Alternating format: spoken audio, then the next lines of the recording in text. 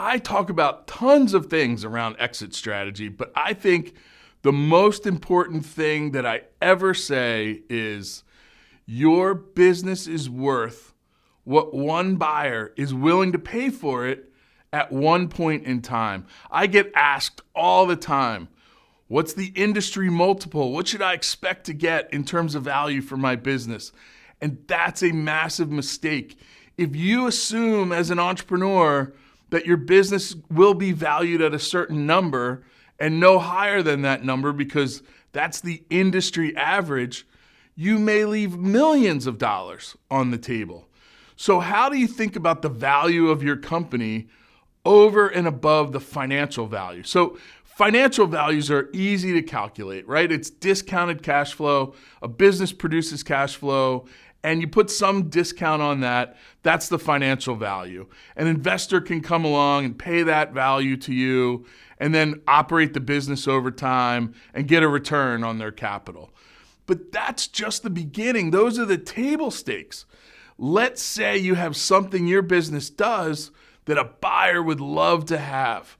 They would love to own your business because you have a great customer list, or you build a piece of technology they can use in their existing company, or one of a million other things that might be valuable over and above the cash flow of the business.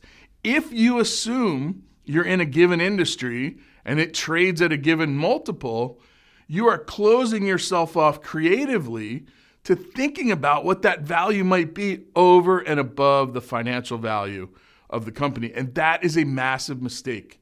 And it's being made every single day by entrepreneurs.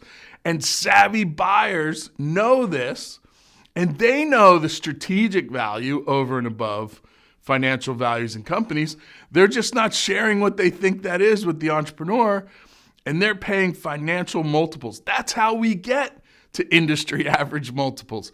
Savvy buyers are paying financial multiples every day, and then they're harvesting all that strategic value that they didn't have to pay for because the entrepreneur didn't take the time to identify what those value drivers were. So at Align 5, one of the biggest things we do, we look at companies and we find those strategic value drivers, and we figure out what one buyer might be willing to pay, and then we go find that buyer to help our client harvest all the value they created in their company, not just the financial value. If you're interested in learning more, there's a link at the bottom of the video. We'd be happy to talk to you about this. It's a complex process. We can't define it in 3 minutes, but I can tell you we can get on the phone and really go deep on what it looks like to find those strategic value drivers, not just the financial. So remember, your business is worth what one buyer is willing to pay for it at one point in time. Don't forget that. It's super, super important.